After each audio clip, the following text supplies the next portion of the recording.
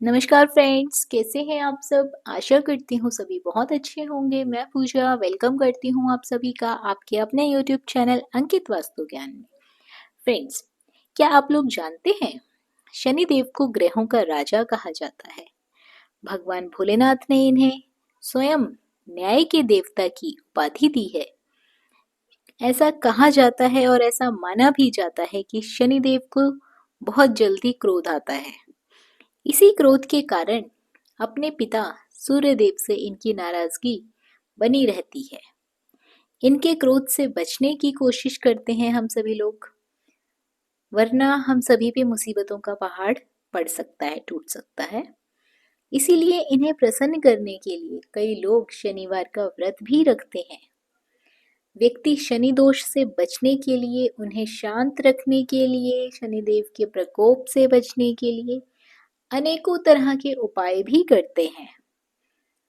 यदि किसी की कुंडली में शनि ग्रह लग जाए तो वह व्यक्ति को बहुत कष्ट देता है, लेकिन जो लोग शनिदेव की श्रद्धा भाव से, भक्ति भाव से पूजा आराधना करते हैं, उनके व्रत करते हैं, नियमित रूप से उन्हें तेल अर्पित करते हैं, सरसों के तेल का दीपक जलाते हैं, शनिदेव उन पर प्रसन्न होते हैं और उनके दोष उन्हें नहीं लगते हैं।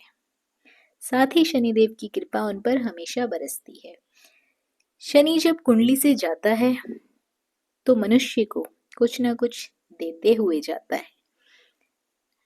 यदि आप लोगों ने अच्छे कर्म किए हैं, शनिदेव की पूजा की है, तो अच्छी चीजें देके जाता है, कोई खुशखबरी देके जाता है।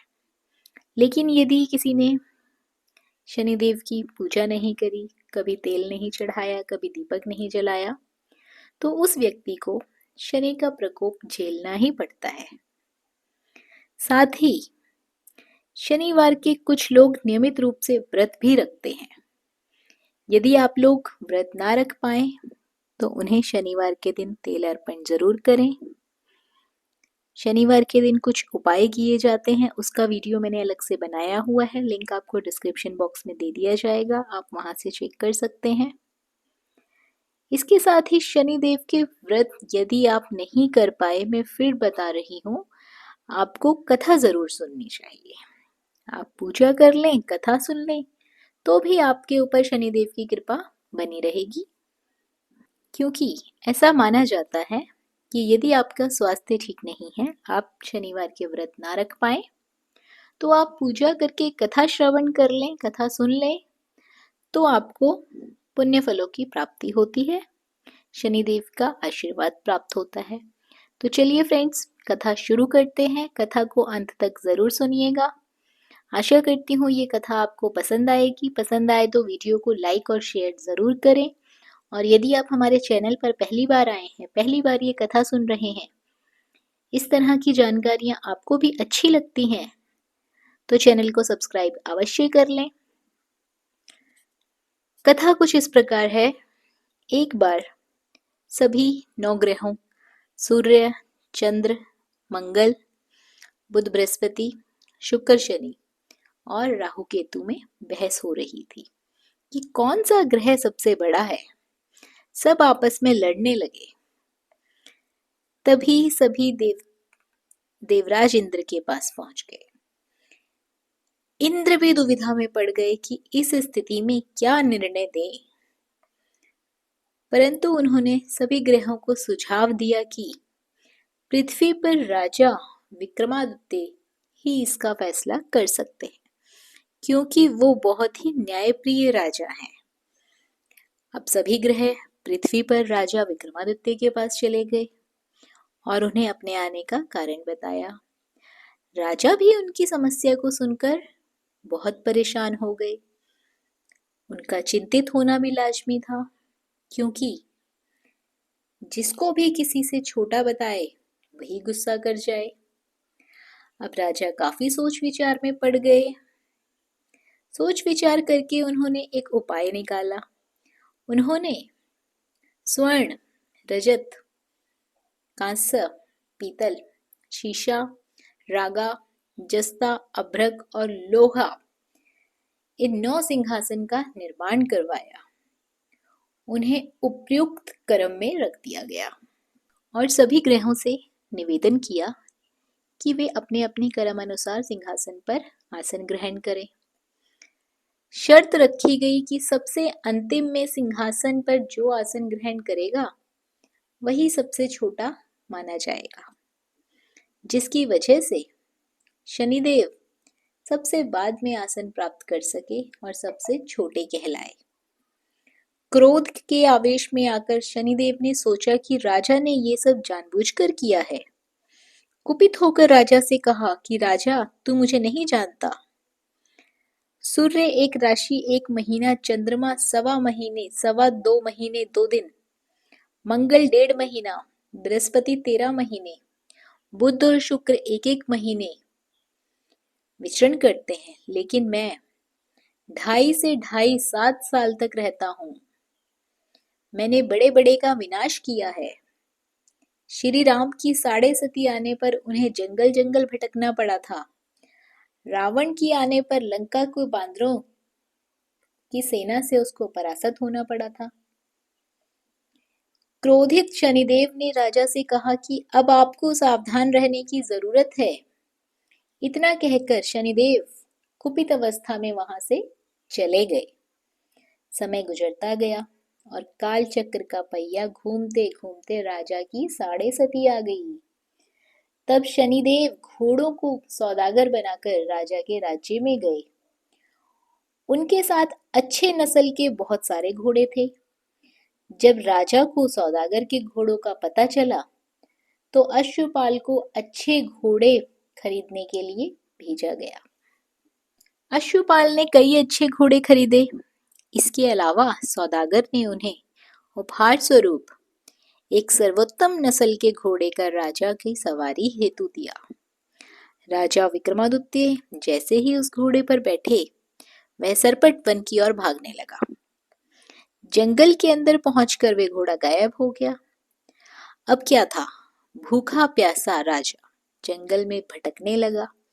अचानक उन्हें एक ग्वाला दिखाई दिया, जिसने राजा की प्यास बुझाई। राजा ने प्रसन्नता से आकर खुश होकर अपनी अंगूठी उस ग्वाले को देकर वे नगर की ओर चले गए। वहां एक सेठ की दुकान पर पहुंचकर उन्होंने जल ग्रहण किया। अपना नाम विका बताया। भाग्यवश उस दिन सेठ की खूब आमदनी हुई। सेठ खुश होकर अपने साथ उन्हें घर लेकर गया। सेठ के घर में खूंटी पर एक हार टंगा हुआ था, जिसको खूंटी निगल रही थी। कुछ ही देर पर हार पूरी तरह से गायब हो गया। सेठ वापस आया तो हार गायब था। उसे लगा कि वीका ने ही उसे चुराया है। सेठ ने वीका को कोतवाल से पकड़वा दिया और दंड स्वरूप राजा उसे चोर समझकर हाथ पैर कटवा दिए। अपंग अवस्था में उसे नगर के बाहर फेंकवा दिया गया। तभी वहां से एक तेली निकल रहा था, जिसको वीका पर दया आ गई। उसने वीका को अपनी गाड़ी में बिठा लिया और वीका अपनी जीप से बैलों को हाँकने लगा। कुछ समय के बाद राजा की शनि दशा समाप्त हो गई। वर्षा काल आने पर वीका मल्हार गाने लगा। एक नगर की राजकुमारी मन भावनी ने मल्हार सुनकर मन ही मन प्रण कर लिया कि जो भी इस राग को गा रहा होगा वह तो उसी से विवाह करेगी। उन्होंने दासियों को उसे खोजने के लिए भेज दिया, परंतु वापस आकर सभी ने उसे बताया कि वह एक अपंग आदमी है। राजकुमारी यह जानकर भी नहीं मानी और अगले दिन वह अनशन पर बैठ गई। जब लाख समझाने पर राजकुमारी नहीं मानी, तब राजा ने उस तेली को बुलवा भेजा और वीका से विवाह की तैयारियां शुरू करने को कहा। वीका से राजकुमारी का विवाह हो गया। एक दिन वीका के स्वप्न में शनिदेव ने आकर कहा कि देखा राजन, तुमने मुझे छोटा बताकर कितना दुख झेला है। राजा ने क्षमा मांगते हुए हाथ जोड़कर कहा कि हे शनिदेव, जैसा दुख मुझे दिया है वैसा किसी और को मत देना। शनिदेव इस विनती को मान गए और कहा कि मेरे व्रत और कथा से तुम्हारे सारे कष्ट दूर हो जाएंगे। जो भी नित्य मेरा ध्यान करेगा, चींटियों को आटा डालेगा, उसकी सभी मनोकामनाएं पूर्ण होंगी। शनिदेव ने राजा को हाथ पैर वापस दिए। दूसरे दिन राजकुमारी की जब आंख खुली तो वह आश्चर्यचकित हो गई। वीका ने मन भावनी को बताया कि वह उज्जैन का राजा विक्रमादित्य है। मन भावनी खुशी से फूले नहीं समा रही थी। राजा और नगरवासी सभी अत्यंत प्रसन्न हुए। सेठ ने जब ये बात सुनी तो पैरों पर गिरकर क्षमा मांगने लगे। राजा ने कहा कि ये सब मुझे शनिदेव के प्रकोप से प्रभाव से हुआ था, इसमें किसी का कोई दोष नहीं है। सेठ ने निवेदन करते हुए कहा कि मुझे शांति तभी मिलेगी जब आप मेरे घर चलकर भोजन ग्रहण करेंगे। सेठ ने कई प्रकार के व्यंजन से राजा का सत्कार किया। जब राजा भोजन कर रहे थे तभी जो खूंटी हार निकल कर गई थी, वही खूंटी अब हार को उगल रही थी। सेठ ने अनेक मोहरे देकर राजा का धन्यवाद किया और अपनी कन्या श्री कुंवारी से प्राणी ग्रहण करने का निवेदन किया। राजा ने सहर्ष स्वीकार कर राजा अपनी दोनों रानियों मनभावनी और श्री कुंवारी को लेकर उज्जैन नगरी लौट गए। सारे नगर में दीपमाला और खुशी मनाई गई। राजा ने घोषणा करते हुए कहा कि मैंने शनिदेव को सबसे छोटा बताया था, लेकिन असल में सबसे सर्वोपरि तो वही है। तब से सारे राज्य में शनिदेव की पूजा और कथा नियमित रूप से होने लगी। सभी लोग उनकी पूजा करने लगे, कथा सुनने लगे। सारी प्रजा के बीच खुशी और आनंद का वातावरण बन गया। शनिदेव के व्रत की कथा जो भी व्यक्ति सुनता है या पढ़ता है, उसके सभी दुख दरिद्र दूर हो जाते हैं। शनिदेव की उन पर कृपा बनी रहती है। तो फ्रेंड्स, आशा करती हूँ ये कथा आपको पसंद आई होगी। उम्मीद करती हूँ कि शनिदेव की पूजा भी आप भी लोग भी करेंगे, ताकि हम सबके कष्ट दूर हो सके।